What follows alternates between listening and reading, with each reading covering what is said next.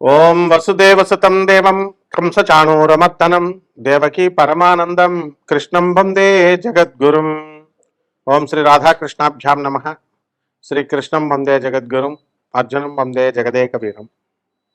మనకి ప్రస్తుతము రవి సంచారాన్ని కనుక మనం తీసుకున్నట్లయితే ఏప్రిల్ 14న రవి మేషరాశిలోకి వస్తున్నాడండి. దీనివల్ల మనకి ప్రభుత్వ సంబంధమైనటువంటి పనులన్నీ కూడా మేషరాశిలో రవి వచ్చు కాబట్టి బ్రహ్మాండంగా అయిపోతాయి. ఆరోగ్యాలు ఎవరైతే బాగుండట్లేదు అనుకుంటున్నారో అటువంటి వాళ్ళందరికీ కూడా ఆరోగ్యాలు అన్నీ కూడా కుదరపడడానికి అవకాశాలు ఉంటాయి. అలాగే ఆయన మే 15 తర్వాత వృషభ రాశిలోకి ప్రవేశిస్తాడు. అందువలన మనకి ఈ యొక్క మే నెలలో స్త్రీలతో విరోధాలు, కంటి సంబంధమైనటువంటి వ్యాధులు, ఇవన్నీ కూడా చెస్ట్ పెయిన్లు ఇవన్నీ కూడా రావడానికి అవకాశాలు అధికంగా ఉన్నాయి. అందువల్ల స్త్రీలతో చక్కగా మర్యాదగా ఉండాలి. అత్తగారులతో లేనిపోని అపనిందలు ఇవన్నీ రావడానికి అవకాశాలు ఉంటాయి. అదేవిధంగా ఈ యొక్క కుజుడిని కనుక మనం తీసుకున్నట్లయితే ఏప్రిల్ 2, 2026 సంవత్సరంలో మీనరాశిలోకి ప్రవేశిస్తున్నాడు కుజుడు.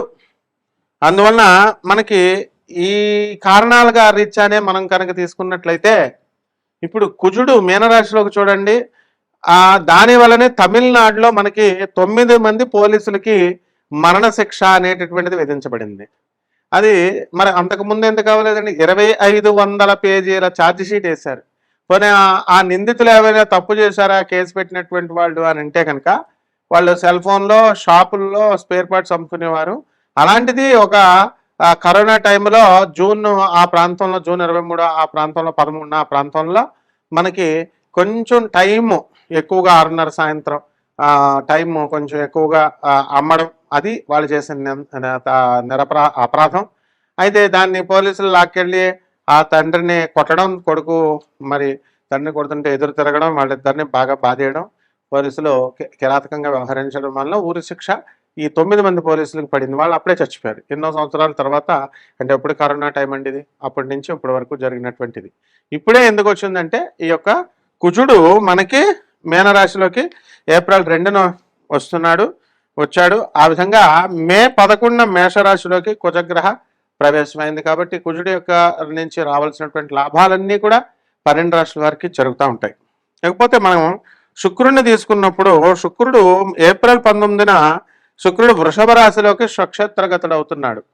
కాబట్టి భార్యల వలన సహాయము, స్త్రీల వలన సహాయం ఇలాంటివన్నీ కూడా జరుగుతాయి. ఇల్లు లేనటువంటి వాళ్ళలో కొంతమంది ఈ యొక్క ద్వాదశ రాశుల్లో ఉన్నటువంటి వాళ్ళు పొందడానికి అవకాశాలు ఉన్నాయి. అలాగే మే 14న మిథున రాశి ప్రవేశం శుక్రుడు చేస్తాడు. అక్కడ కూడా బ్రహ్మాండంగా ఉంటుంది పరిస్థితి. అంటే ఏప్రిల్ మే నెలను కనుక మనం చూసుకున్నట్లయితే మరి బ్రహ్మాండంగా మూవ్ అవుతుంది. అయితే ఇందులో ఈ యొక్క శుక్రగ్రహాన్ని మనం తీసుకున్నప్పుడు ఏప్రిల్ 19కి వృషభ రాశిలోకి వస్తుంది కదండి.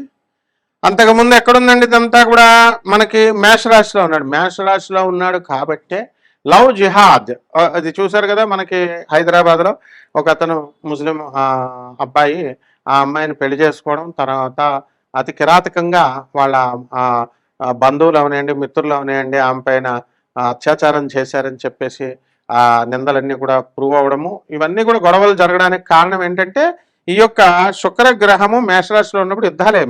కుజుడు అంటే యుద్ధాలే మేషరాశి, శుక్రుడు స్త్రీలకు సంబంధించి. అందువలన ఇటువంటి లవ్ జిహాద్ గొడవలు ఎక్కువగా అయిపోతున్నాయి. కాబట్టి ఆడపిల్లలు, హిందూ ఆడపిల్లలు జాగ్రత్తగా ఉండాల్సినటువంటి అవసరం ఉంది.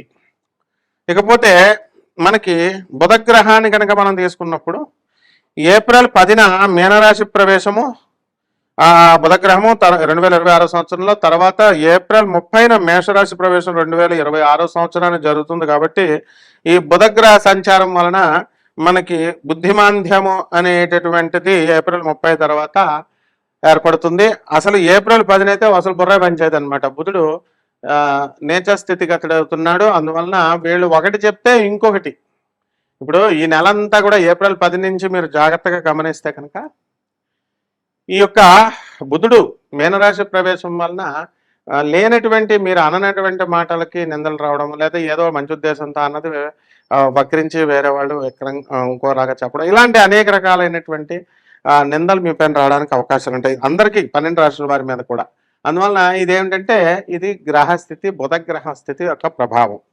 లేకపోతే శని సంచారం సంవత్సరం అంతా కూడా మనకి మీనరాశిలో ఉంటుంది. రాహుకేతువుల సంవత్సరం డిసెంబర్ 5 వరకు రాహు కుంభరాశిలో ఉండి ఆ తర్వాత కేతు ఏమో సింహరాశిలో ఉంటాడు. వీళ్ళు డిసెంబర్ 5 తర్వాత రాహుకేతువులు వరుసగా మకర కర్కాటక రాశుల్లోకి ప్రవేశం చేస్తున్నాడు. కాబట్టి ఈ కారణంగా మనకి ద్వాదశ రాశుల వారికి కూడా ఏ విధమైనటువంటి ఫలితాలు మనకి ఇవ్వబడతాయి అనేటటువంటిది మనం ఒక్కొక్క రాశి వారిగా చూద్దాం. ఇవన్నీ ఏం చేస్తున్నామండి, మనము గోచార రీత్యా చూస్తున్నాం. గోచారం అనేటటువంటిది మనకి గ్రహ స్థితిగతులను బట్టి కోటాను కోట్ల మందికి కామన్ ప్లాట్ఫారం మీద చెప్పబడేటటువంటివి. అయితే ఇవన్నీ కూడా మనము వ్యక్తిగత జాతకాలు ఉంటాయి, వ్యక్తిగత జాతకాలను బట్టి జరుగుతాయి. ఏమండి మేషరాశి వాళ్ళందరికీ ఇలా అవుతాయండి, ఇప్పుడు సింహరాశి వాళ్ళకి యాక్సిడెంట్లు అవుతాయని అంటాం. అంటే మొత్తం ప్రతి ఒక్కరికి సింహరాశి వాళ్ళకి అవ్వవు, ర్యాండమ్గా చెప్తాం. ఎండాకాలంలో ఈ ఎండ బాగా ఎక్కువ కాస్తుందని, అంటే వర్షాలు పడవా, చల్లగా ఉండదా వాతావరణం, వింటర్లాగా ఒక్కొక్కసారి ఒక్కొక్క రోజు వర్షాలు పడవా.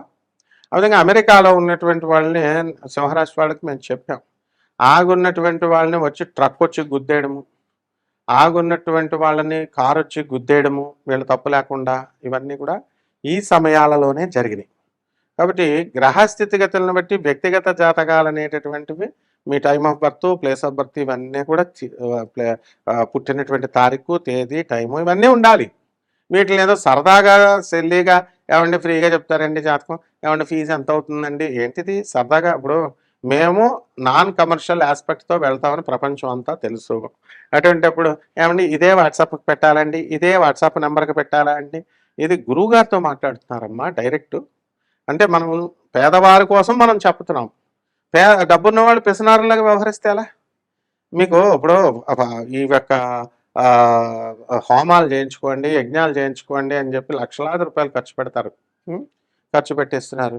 మేము ఏం చెప్పం కదా. జగద్గురువులైనటువంటి ప్రభాత్ రంజన్ సర్కార్ గారు ఆనంద మార్గ ఆశ్రమం, మా సాధువులకి మీరు చక్కగా సహాయం చేసుకోండి, అందులో ఉన్నటువంటి అనాథ పిల్లలకి సహాయాలు చేసుకోండి, యుఎన్ఓలో ఐక్యరాజ్య సమితిలో ఉన్న సభ్యత్వం ఉన్నటువంటి సంస్థ వాళ్ళకి చేయండి అన్నాం. దానికి కూడా ఏమంటే ఎంత వేయాలండి, ఎంత వేయాలండి, మాకు ఎందుకే నేను. కాబట్టి మీరు జాతకాలు సీరియస్గా చేసుకోకపోతే లైఫ్ అనేటటువంటి ఏమైనా సాధన చేయాలనుకుంటున్నాం అండి, మేము యక్షిణి సాధన చేయాలనుకుంటున్నాం, ఆ సాధన చేయాలనుకుంటున్నాం అంటారు. బాగానే ఉంది, మీ కోరిక బాగానే ఉంది. కానీ యక్షిణి సాధనలో పరిపక్వతం పొందినటువంటి వాళ్ళం మేము, సిద్ధి పొందినటువంటి వాళ్ళము. దీనికి ఒక ప్రాసెస్ ఉంటుంది, ఎవరు పెడితే వాళ్ళు చెప్పేది కాదు అది. అది మేము నేను చేసేస్తామండి, నువ్వు అర్హుడో కాదో, ఫస్ట్ నువ్వు అంతకుముందు ఏం సాధన చేసావు ఇవన్నీ కూడా డీటెయిల్స్ ఇవ్వాలి కదా. ఫోన్లో మాట్లాడటం కుదరదు, మేము బయట ఉండొచ్చు, మీరు కొట్టినప్పుడు ఫోను మేము ఎత్తేయాలా? ఎందుకంటే మీరు ఖాళీగా కూర్చుని ఇంట్లో కూర్చొని ఫ్రీ టైంలో కొడతారు. మేము మరి అది అప్పుడు అక్కడ బస్సులో ఉంటామో, బయట ఉంటామో, ఎక్కడ ఉంటామో తెలియదు కదా. ఇలాంటివన్నీ కూడా దయచేసి ఆలోచించాలి. అందువలన ఎవరైతే లోభత్వాన్ని చూపిస్తారో వాళ్ళకి ఎదుగుదల అనేది ఉండదమ్మా. అతి తెలివితేటలు అంటారు, అతి సర్వత్ర వర్జయేత్. అందువలన మనకి జగద్గురువులు దొరకడమే కష్టము. ఆ జగద్గురువుల్ని మీకు చూపిస్తూ మీ జీవితం కైవల్య మార్గం మీద, మా శిష్యుడు ఒకటి చెప్పాడు, ఏమంటే జ్యోతిష్కులు అందరూ మామూలుగా ఏదో కమర్షియల్గా చెప్తారండి గురుగారు, కానీ మీరు కైవల్యం వైపు నడిపిస్తారంటే మేము చెప్పేది ఏంటి, స్వామి వివేకానంద లిటరేచర్ చదవండి, ప్రభాత్ రంజన్ గారు సర్కార్ గారు చదవండి, సుభాష్ చంద్రబోస్ మేనల్లుడు ఆయన, పరమహంస యోగానందుల వారు చదవండి, రమణ మహర్షి చదవండి, వివేకానందుడు చదవండి. ఇవి మనం చెప్పేది. వాళ్ళు చెప్పింది service to humanity is real service to God. వాళ్ళు పేద ప్రజలకు చేయండి అని చెప్తున్నాం. కాబట్టి దీంట్లో కూడా ప్రశ్నార్థనాలు చేసేటటువంటి మరి మీకు దేవుడు ఎందుకు హెల్ప్ చేస్తాడు చెప్పండి. ఇలాంటివన్నీ కూడా ఉంటాయి. కాబట్టి దయచేసి డైరెక్ట్గా నాకు మీరు వాట్సాప్ చేయొచ్చు, కాంటాక్ట్ చేయొచ్చు, తప్పకుండా మేము మీకు అందుబాటులో ఉంటాం. ఒక్కొక్క రాశి వారికి ఏ విధంగా ఈ యొక్క ఫలితాలు నేను చెప్పినటువంటి గ్రహస్థితి బట్టి ఒక్కొక్క ఫలితం వస్తుందో చూద్దాం. కుంభరాశి, ఈ కుంభరాశి వారందరికీ కూడా ఏలినాటి శని జరుగుతుంది. మరి ఈ ఏలినాటి శని ప్రభావం వలన అనేకమైనటువంటి లాభాలు ఈ కుంభరాశి వారికి ఏర్పడతాయి. అదేవిధంగా ఈ జన్మంలో ఉన్నటువంటి రాహుగ్రహ ప్రభావం వలన మొండితనం బాగా పెరిగి వ్యాపారంలో మంచి మెలకువలు మీకు తెలియడం అనేటటువంటివి జరుగుతాయి. మీరంతా కూడా ఏవో గాల్లో ఊహల్లాగా, గాల్లో లెక్కల్లాగా కాకుండా ప్రాక్టికల్గా ఉండడము అనేటటువంటి మీరు చేసుకోగలుగుతారు. అలాగే పంచమ స్థితిగతుడైనటువంటి ఈ యొక్క గురుగ్రహ ప్రభావం వలన మీరు ఏం చేస్తారంటే అనుకున్న పనులన్నీ కూడా మీకు సక్సెస్ అవడానికి అవకాశాలు ఉంటాయి. ఆర్థికంగా ఎంతో వృద్ధిలోకి మీరు వస్తారు. సంతాన విషయంలో మీరు చాలా సంతోషపడతారు.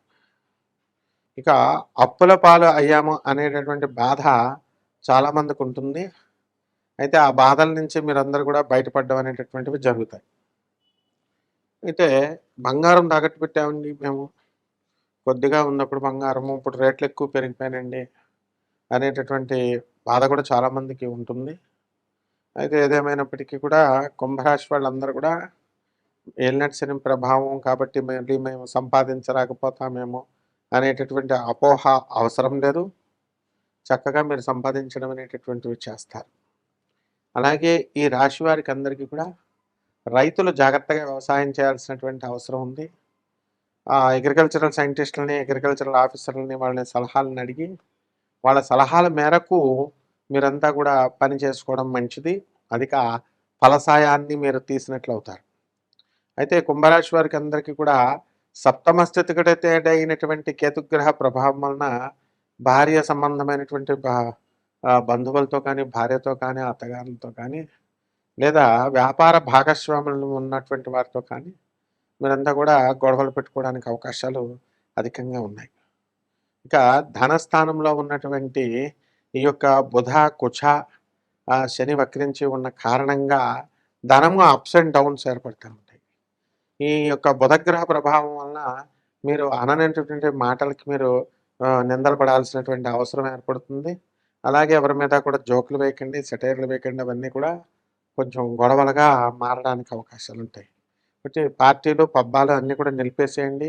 ఏలినాటి శని ఉన్నటువంటి వాళ్ళు. ఎందుకంటే ఈ బుధగ్రహ ప్రభావం వలన మరి కాస్త గొడవలు జరగడానికి అవకాశాలు ఉంటాయి. అందువలన పరిహారాలు ఏమిటంటే బుధ జపం చేసుకోండి. అలాగే ఏలినాటి శని కాబట్టి శని జపం చేసుకోండి. శని స్తోత్రాలు చదవండి. శనికి కిలోంపావు నల్ల నువ్వులు, నల్లని వస్త్రాన్ని ఇచ్చి పేద బ్రాహ్మణుడికి శనివారం నాడు ఉదయం 7 గంటలకి దానం చేసుకోండి. అలాగే ఉదయం 7 నుంచి 8 మధ్యలో. అలాగే బుధ జపం చేసుకోండి. బుధ స్తోత్రాలు చదవండి. బుధుడికి కిలోంపావు పెసల్ని ఆ పసుపు రంగు లేదా ఆకుపచ్చ రంగు ఉన్నటువంటి వస్త్రాన్నిచ్చి పేద బ్రాహ్మణులకి దానం చేసుకోండి. అలాగే దశమహావిద్యల్లో ఒకటైనటువంటి త్రిపుర భైరవి అమ్మవారి యొక్క హోమాన్ని కానీ ఆమె వారి యొక్క మంత్ర జపాన్ని చేసుకోవడం ద్వారా బ్రహ్మాండంగా ఉంటుంది. శుభమస్తు.